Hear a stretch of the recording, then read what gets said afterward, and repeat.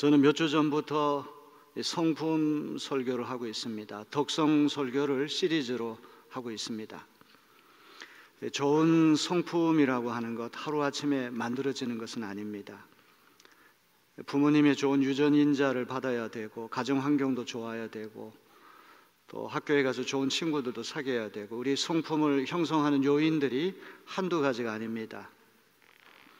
그런 사람이 짐승과 다른 것은 환경 탓만하고 유전자 탓만 할 수가 없는 것이죠. 우리는 자유의지가 있기 때문에 하나님 앞에 기도하고 또 은혜 받으면 또 좋은 성품으로 발전해 나갈 수 있음을 기억하고, 우리 내립교회가 좋은 성품 공동체, 덕성 공동체가 되었으면 합니다. 덕이라고 하는 말이 그리스 말로 아르테라고 하는 말인데, 이 아르테라고 하는 말은 엑셀런스, 탁월성을 말하는 것입니다.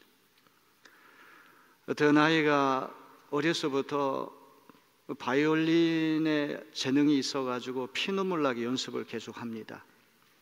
그래서 어느 순간에는 악보 없이도 바이올린을 기가 막히게 연주합니다. 그러면 그 바이올린 연주하는 게 그 아이에게는 아르테, 덕이 되는 거죠.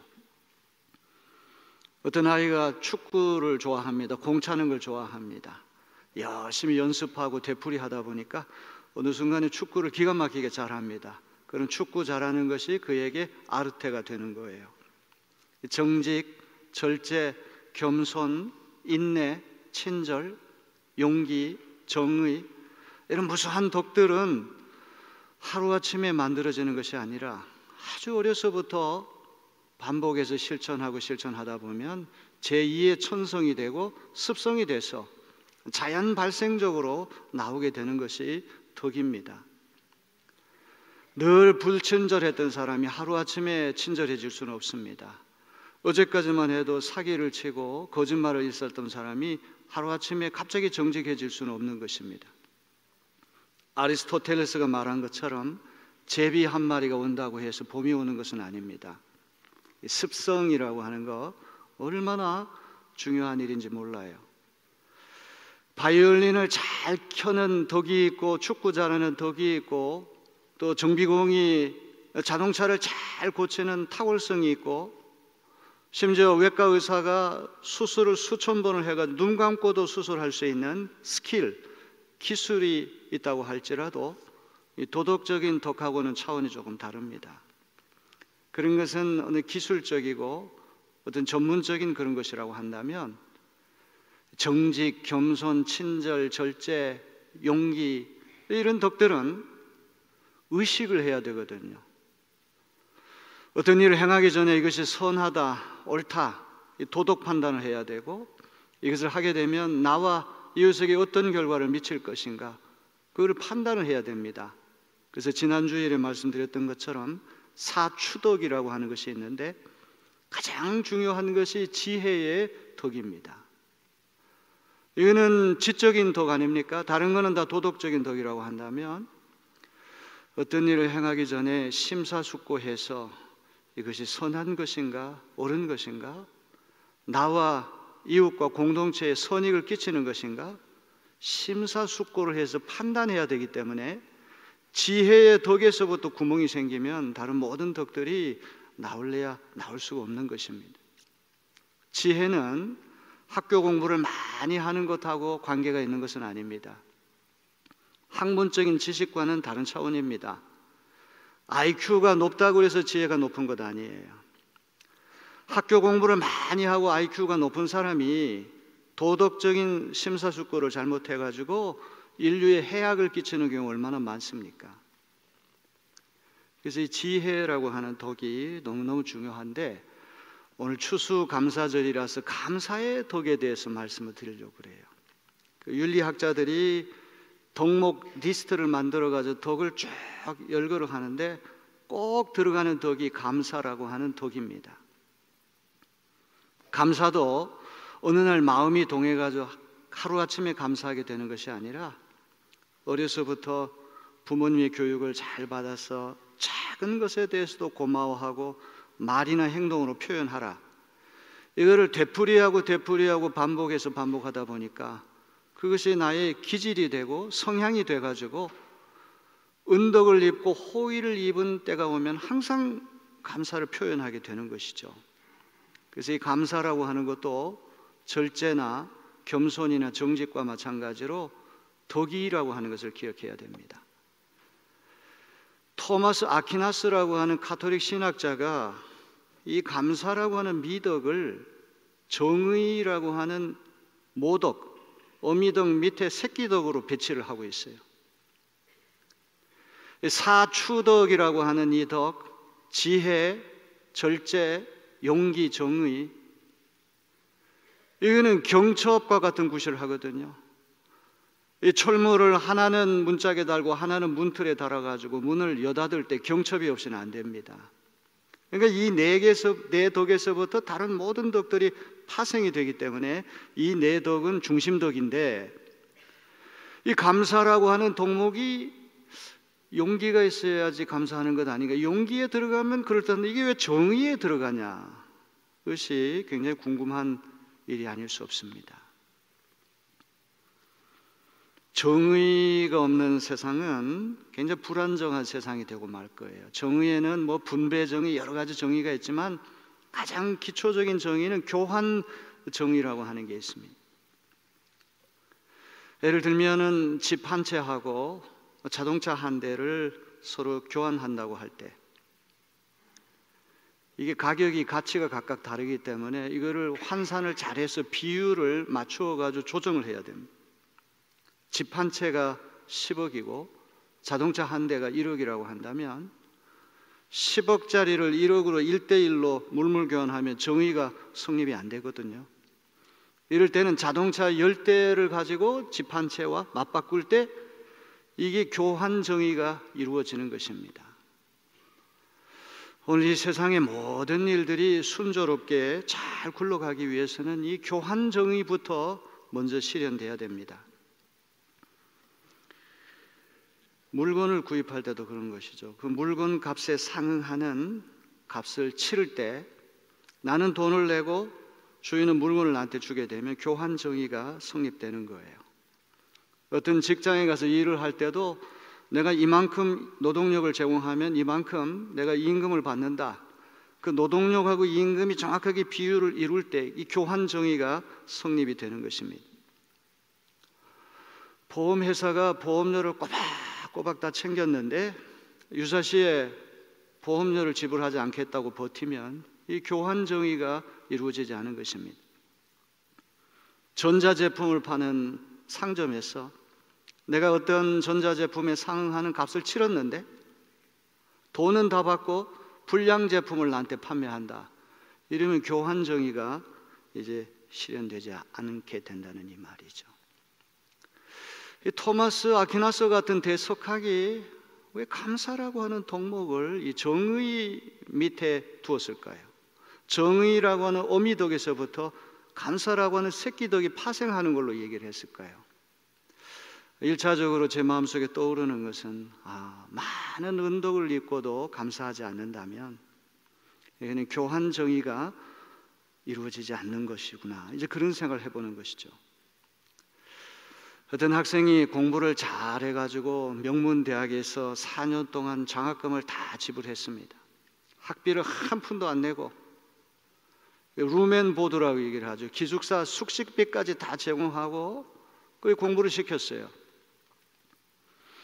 그런데 이 학생이 내가 제일 머리가 좋고 우수해가지고 경쟁에서 이겨가지고 그만큼 유능하고 실력이 있으니까 당연히 내가 이런 특전을 받는 거지, 학교에 대해서 내가 고마울 게 뭐 있느냐.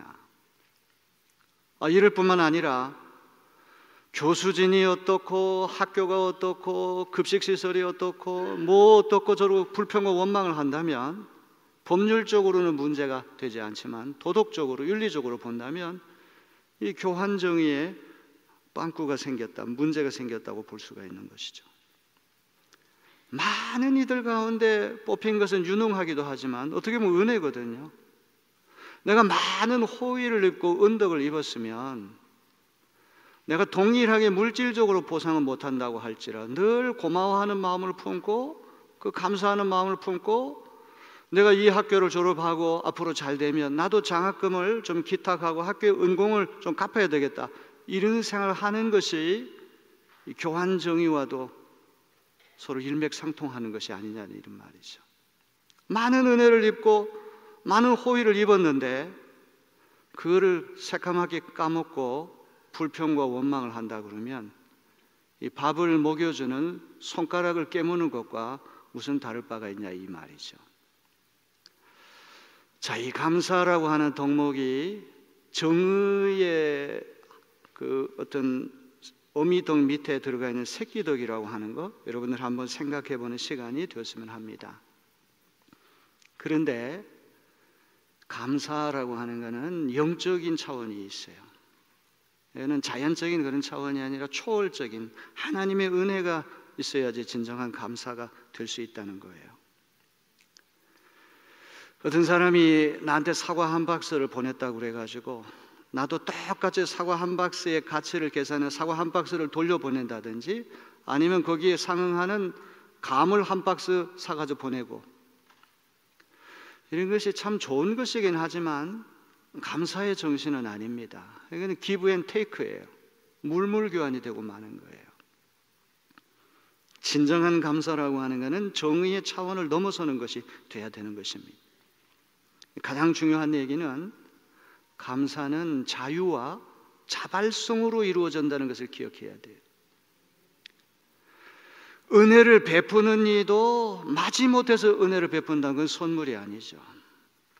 은혜를 받는 사람도 부담감을 느끼고 어떤 내가 되갚아야 된다는 어떤 강요된 그런 느낌을 받는다면 여기는 감사가 발생할 수가 없는 것입니다. 항상 감사라고 하는 것은 자유 안에서 이루어지는 것이죠. 그래서 우리 한국 사람들은 이 은혜 갚는 것을 굉장히 중요하게 여기기 때문에 내가 어떤 선물을 받으면 나도 꼭 그 선물을 되갚아야 된다는 부담감이 생겨요. 거기에 꼭 비례하는 선물을 되갚아야 된다는 그런 생각을 하는데, 이제 그것이 잘못하면 물물 교환이 되고 진정성이 있는 감사는 사라지고 하나의 홀의 헛식이 될 가능성이 있다는 것을 우리는 기억해야 됩니다. 또 누가 강요해서가 아니라, 눈치 때문이 아니라, 체면 때문이 아니라 마음에서 우러나서 내가 은덕을 입었다고 하는 마음이 감동이 돼서 나올 때 그게 진짜 감사지. 택시 타고 내려가지고 택시비를 주면서 운전기사한테 고맙습니다, 물건 사고 나서 고맙습니다, 이런 거는 정당하게 거래가 이루어졌기 때문에 사실 감사의 영역은 아니거든요. 그러나 습관성으로 A상 그렇게 말을 하는 것 뿐이죠. 진정한 감사라고 하는 것은 내가 엄청난 은혜를 입었다, 호의를 입었다, 정말 부족한 사람이 선물을 받았다, 이런 의식이 생길 때 감사라고 하는 것이 저절로 나오게 되는 것입니다. 마태복음 20장 1절로부터 16절에 보면 포도원 주인이 5차례에 걸쳐서 일군의 일꾼들을 고용하는 유명한 비유가 나옵니다.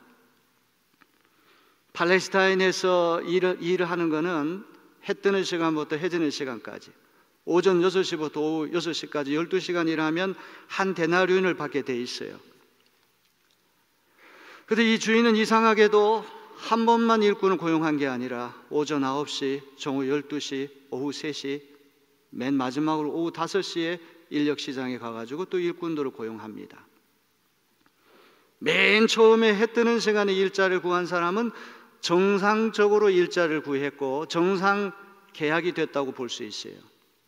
뒤로 물러날수록 기술이 부족하다든지 지식이 부족하다든지 경험이 부족하다든지 장애가 있다든지 이 결격 사유가 있기 때문에 제때에 일자리를 못 구한 거예요. 시간이 갈수록 이 사람들이 일자리 구할 가능성은 거의 없는 것입니다. 그런데도 인력 시장을 떠나지 못하고 배회하고 서성거리는 이유는 그 당시에 모든 직업이라는 게 일용직입니다. 주급이니 월급이니 연봉 개념이었어요. 일당을 받아가지고 한 데나리온을 챙기면 식구가 5명 정도 먹을 수가 있는 거예요. 날씨는 춥고 눈은 오고 쓸쓸한데 여우 같은 마누라, 토끼 같은 자식이 아빠 돌아오기를 눈이 빠지게 기다린다, 그 생각하니까 참아. 이제 1시간이면 지나면 이제 일이 다 끝나는데, 그래도 인력시장을 떠나지 못한 사람들은 굉장히 슬픈 거예요. 천만다행으로 마음씨 좋은 주인을 만나가 너희들도 와서 일해라. 1시간만 지나면 일자리 구할 가능성이 없고 그날 저녁은 꼬박 굶어야 하는 그런 상황인데, 이 맨 나중 온 사람도 얼마나 고마운 마음을 가졌겠습니까? 12시간 일해야 할 것을 딱 1시간만 일하고도 한 데나리온 받았을 땐 더 고마운 마음을 느꼈을 거예요. 맨 처음 온 사람들은 기브 앤 테이크입니다. 그야말로 교환 정의가 이루어진 것이죠. 12시간 일하면 한 데나리온 준다고 그랬으니까 그 계약 안에서 자기 임금만 챙기면 됩니다. 주인에게 빚진 것이 없다는 생각하겠죠. 길을 가다가 주인을 만나도 인사도 안 하고 개 닭 보듯이 할 수가 있겠죠. 그러나 오후 5시에 온 사람은 그렇지가 않아요. 야, 내가 옛날 춥고 배고프고 일자리 구할 가능성이 전혀 없었을 때 저 주인이 나에게 호의를 베풀어 줬지. 쪼르르 달려가서 인사하고 뭐 제가 도와드릴 것 없습니까? 이런 이야기를 할 게 아닙니까? 이게 감사가 아닙니까? 예수께서 이 비유를 통해서 우리에게 들려주시고자 하는 요점이 그런 거 아닙니까? 감사는 이게 자연적으로 훈련받는다고 되는 것이 아니라 이거는 영적인 차원이에요. 이거는 은혜가 있어야 돼요. 창세기 33장 오늘 말씀 읽었는데, 야곱이 쌍둥이 형 예서를 속여가지고 장자권을 탈취했잖아요. 집안에 형제 살인이 일어날 것 같으니까 야곱을 어머니 리브가가 외삼촌 집으로 피신을 보냈어요. 거기 20년 동안 있으면서 아내들과 첩들과 자식들, 외삼촌 재산을 다 속여 자기 것으로 만들었어요. 그리고 금의 환영을 해야 되는데 딱 한 가지 해결되지 않는 문제가 있어요. 형이 원한 감정을 풀지 않고 죽이겠다고 군사 400명을 이끌고 오는 거예요. 1대1도 아니고 400명이 야곱을 죽이겠다고 다가오는 그런 형국입니다. 오늘 말씀 보니까 예서가 야곱을 용서합니다. 껴안고 입을 맞춰요. 그래서 뭐라고 얘기를 합니까? 형님 얼굴을 하나님 얼굴 뵙는 것처럼 보입니다. 이런 얘기를 하잖아요. 감사가 인격성의 문제고 성품의 문제고 영적인 문제라고 하는 건 여기에 있는 것입니다. 간신히 목숨 건졌을 때는 형님 얼굴 보는 것이 하나님 얼굴 보는 것 같습니다, 이렇게 얘기하다가 며칠 지나가지고 감격이 사라지게 되면 어떻게 하면 또 형을 속여 먹을까? 형을 어떻게 또 골탕 먹일까? 이런 생각을 갖게 된다면 이거는 목숨을 살려줬는데 이 교환 정의의 법칙에도 어긋나는 것일 뿐만 아니라 그는 진실로 성품 좋은 사람, 인격 좋은 사람이라고 할 수 없는 것이죠. 그런데 이것이 사람의 힘으로 되는 게 아니에요. 감사는 하나님의 은혜가 있어야 됩니다. 상당히 초월적이고 영적인 차원의 덕목이 저는 감사라고 생각을 해요. 덕목을 쭉 이게 리스트를 제가 쭉 보니까 어떤 덕은 굉장히 남성적인 덕이 있어요. 용기 같은 덕은 아주 남자 같잖아요. 그런데 여성적인 덕도 있어요. 겸손, 친절, 이건 아주 상냥한 여성적인 그런 미덕이에요. 또 아주 노련한 어떤 노인의 모습을 하는 덕이 있어요. 지혜.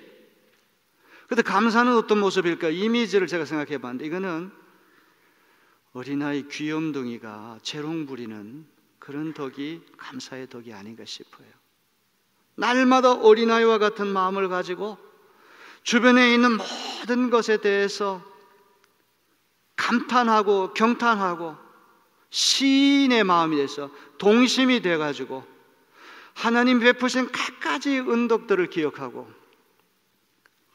내가 얼마나 많은 은혜를 입었는가, 항상 기도하고 은혜 안에 있지 않으면 이 감사라고 하는 덕목은 잠시 잠깐 순간적인 감정의 그런 표현밖에는 안 된다는 그런 말이죠.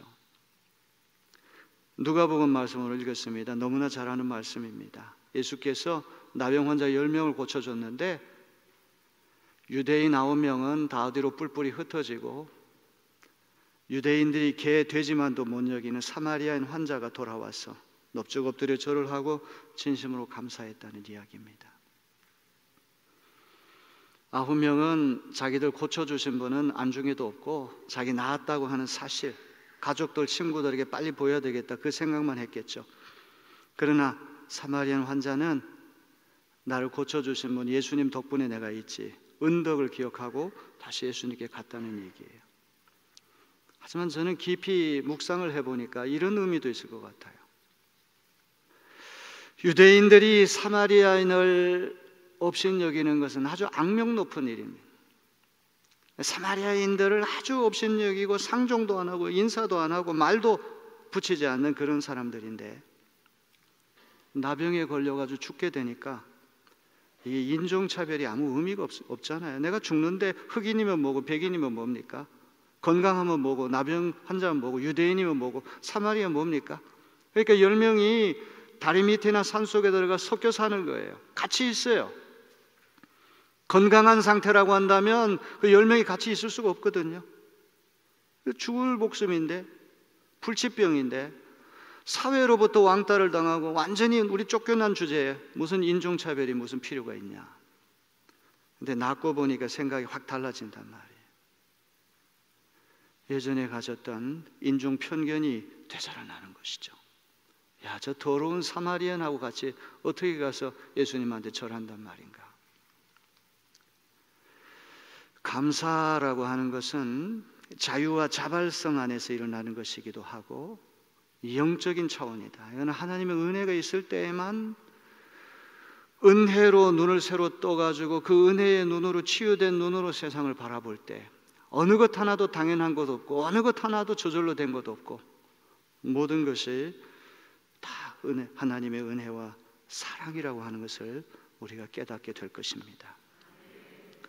오늘 그런 감사의 은덕이 우리 안에 풍성해지고 또 사는 날까지 감사, 하나님께 감사하고 가족에게 감사하고 이웃에게 감사하고 친구에게 감사하고, 우리 다니엘 세일에 특별 새벽 기도 했는데 혼자 나오라 그러면 아무도 못합니다. 멀리 1시간씩 걸린 데서 차 타고 얼마나 피곤합니까? 그래서 새벽 기도 나오려고 밤에도 몇 번씩 깨고 참 불편하죠. 그런데 나와 같이 가는 길을 걷는 도반, 길벗이 옆에 있으니까 우리 그런 분들 덕분에 새벽 기도를 마치는 거 아니겠습니까?